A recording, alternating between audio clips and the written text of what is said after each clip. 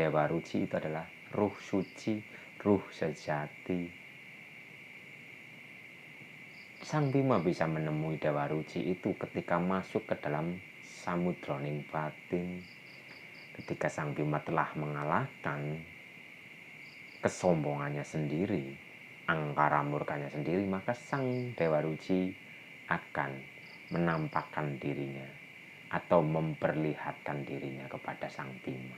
Ya, inilah. Assalamualaikum warahmatullahi wabarakatuh. Rahayu, rahayu, rahayu. Kali ini saya akan menjelaskan sedikit tentang sanepan Jawa, yaitu Kayugung Susuh Angin. Karena dalam cerita perwayangan itu ada lakon Bima Ngaji yang disuruh oleh gurunya untuk mencari kayugung susuhe angin. Sebenarnya kayugung susuh angin itu bukan pohon, bukan kayu atau pohon, bukan. Kayugung susuh angin itu hanyalah perumpamaan, hanya sanepan. Jadi kala itu Sang Bima disuruh oleh gurunya untuk mencari kayugung susuh angin. Dan Sang Bima itu lari ke gunung. Sang Bima mencari kayugung susuh angin itu lari ke gunung, ke puncak gunung. Dan cerita itu pun adalah sanepan-sanepan yang harus kita kaji.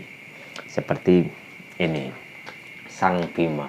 Ketika Sang Bima oleh gurunya disuruh untuk mencari kayugung susuh angin, Sang Bima itu lari ke atas gunung. Dan Sang Bima di atas gunung itu ditemui oleh dua raksasa.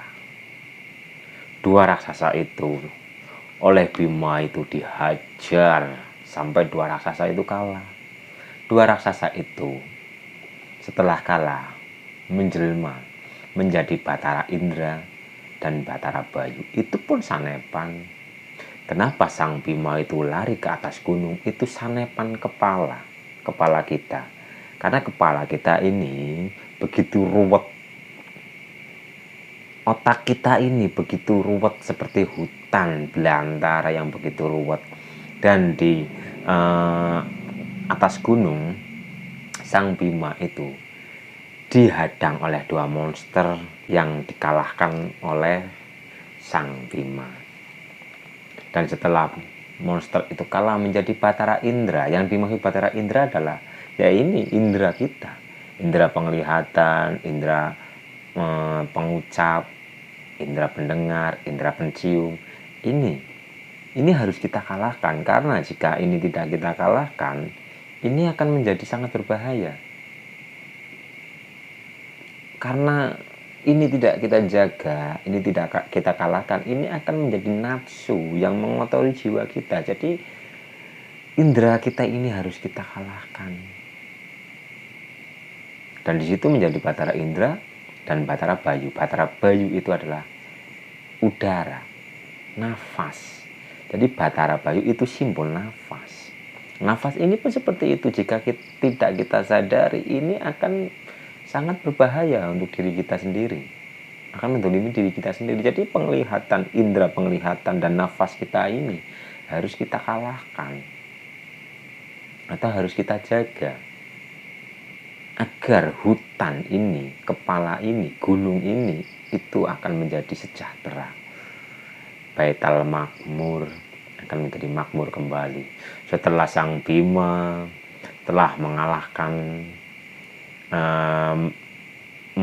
dua monster atau dua raksasa di atas gunung, maka Sang Bima itu disuruh untuk menyemplung atau untuk mencari Banyu Perwitosari di tengah-tengah samudra.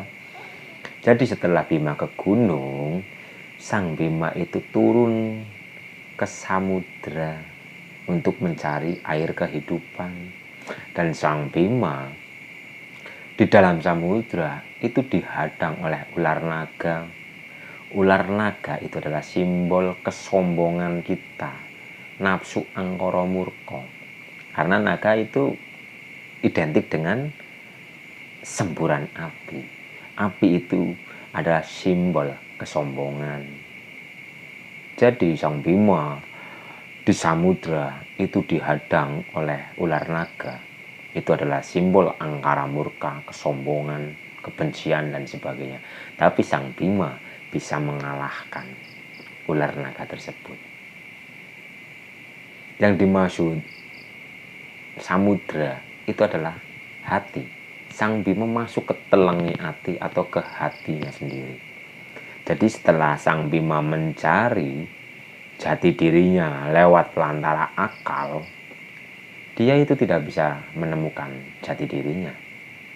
Dan ketika Sang Bima masuk ke dalam samudra batinnya, barulah Sang Bima bisa berjumpa dengan Dewa Ruci. Dewa Ruci itu ruh kang suci. Jadi Ruci itu adalah ruh suci. Dewa Ruci itu adalah ruh suci, ruh sejati. Sang Bima bisa menemui Dewa Ruci itu ketika masuk ke dalam samudroning batin. Ketika Sang Bima telah mengalahkan kesombongannya sendiri, angkara murkanya sendiri, maka Sang Dewa Ruci akan menampakkan dirinya atau memperlihatkan dirinya kepada Sang Bima. Ya, inilah diri sejati kita. Inilah diri sejati kita yang tahu jalan pulang, yang mengetahui asal-usul kejadian diri. Ya, inilah kita yang sejati. Dan sebenarnya cerita Sang Bima dengan Dewa Ruci ini dalam Al-Quran ada. Kisahnya itu adalah kisah Nabi Khidir dan Nabi Musa. Atau Nabi Musa yang berguru kepada Nabi Khidir. Prosesnya sama. Jadi cerita antara Bima dan Dewa Ruci ini sebenarnya adalah cerita Quran yang dijawakan. Leluhur-leluhur kita menyampaikan ajaran Al-Quran itu lewat wayang, lewat sanepan-sanepan. Contoh seperti ini. Ini kan prosesnya tadi Sang Bima naik ke atas gunung, itu simbol akal. Di atas gunung Sang Bima tidak menemukan jati dirinya, maka Sang Bima masuk ke dalam samudroning batin.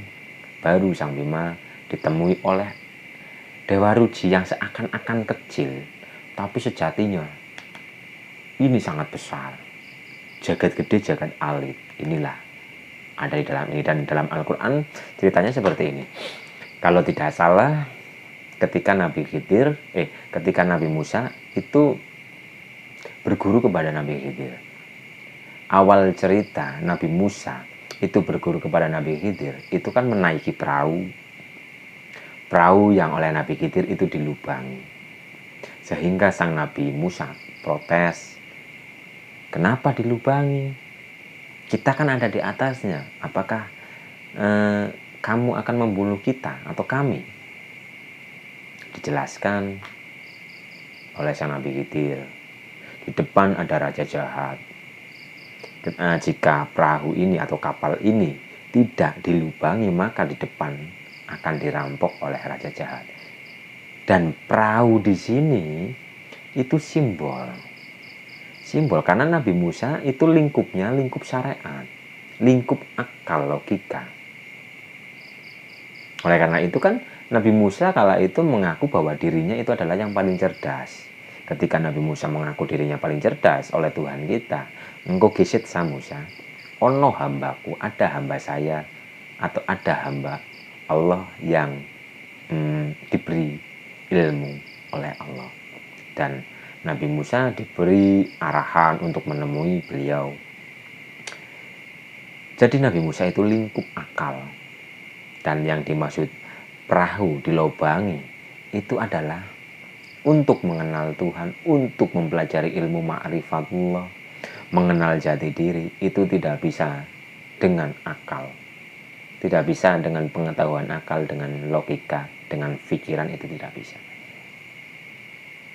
Kenapa perahu itu dibolongi? Yaitu kapal syariat harus dibolongi, harus dilubangi agar kapal syariat ini tenggelam ke samudra atau tenggelam ke dalam samudra.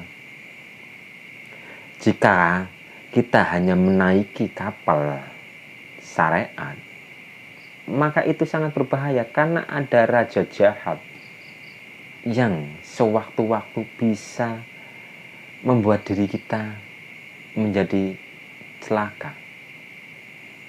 Ya, itu simbol perahu syariat, simbol akal. Oleh Nabi Khidir itu dilubangi kapalnya agar masuk ke dalam samudra atau ke dalam samudra yang batin. Setelah proses Nabi Musa melubangi kapal, maka kisah selanjutnya Nabi Musa dan Nabi Khidir itu berjumpa dengan anak kecil. Dan anak kecil itu dibunuh oleh Nabi Khidir. Dan Nabi Musa protes, "Lu, kenapa orang yang tidak salah apa-apa kok dibunuh?" Dan oleh Nabi Khidir dijelaskan, ini anak mempunyai orang tua yang soleh. Ketika anak ini besar, anak ini akan menyengsarakan orang tuanya. Itu simbol apa? Anak kecil itu simbol nafsu dalam diri kita. Dalam batin kita itu simbol nafsu, simbol angkara murka. Mumpung angkara murka itu masih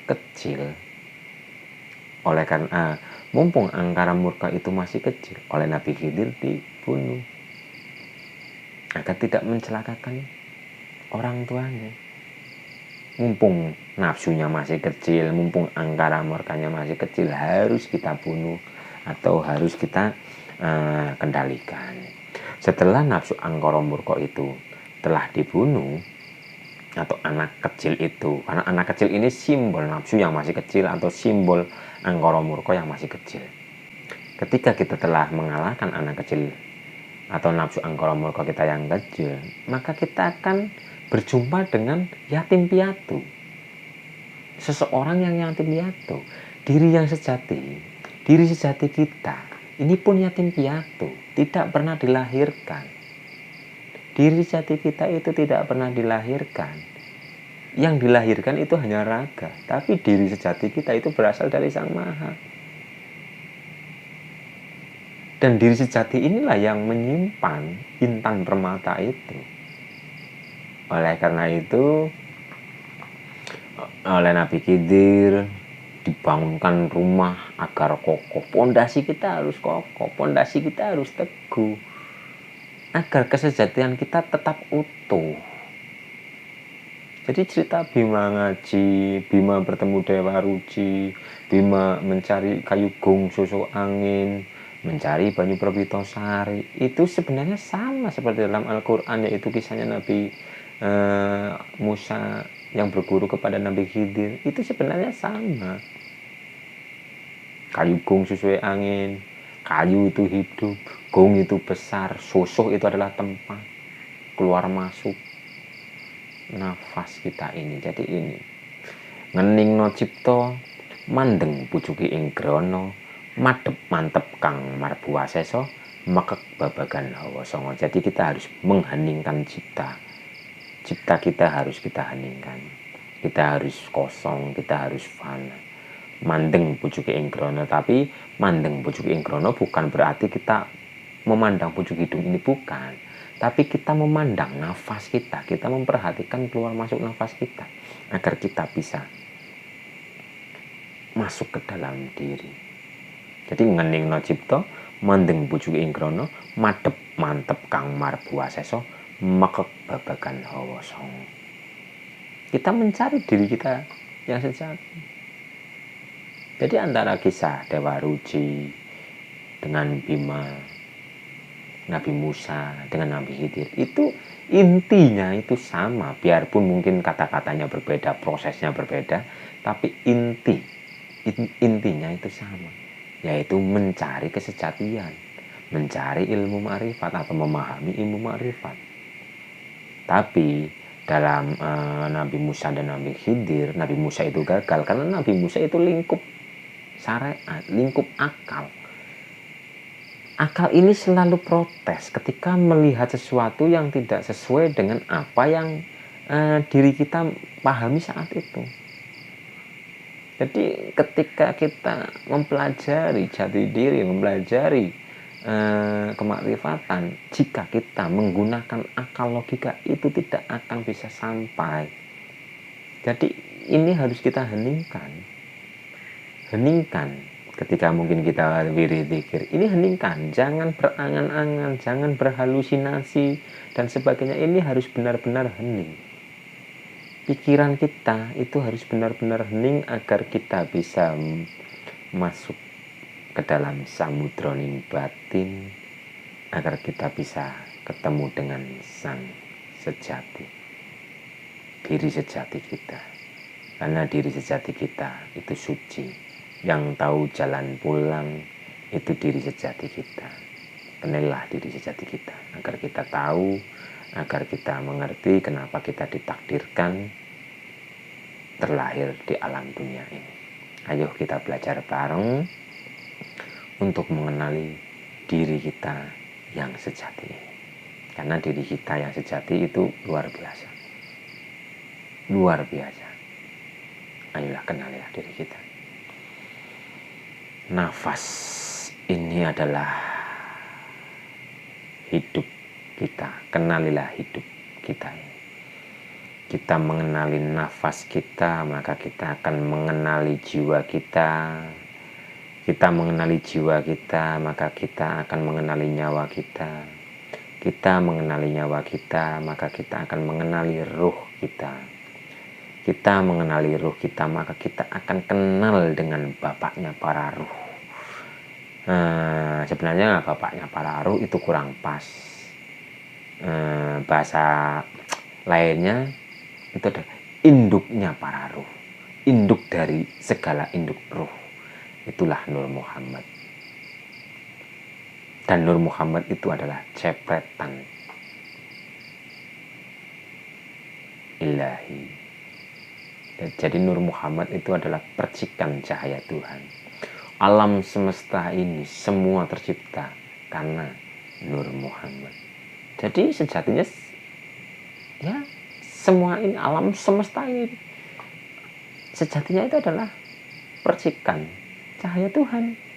Karena semua yang terjadi, yang nyata maupun yang gaib, itu tercipta dari percikan Nur Muhammad ini. Dan Nur Muhammad ini berasal dari Sang Maha. Jadi semuanya ini ya ujung-ujungnya dari beliau semua. Tidak ada yang tidak ada beliau. Oleh karena itu kita harus berrahmatan lil alamin.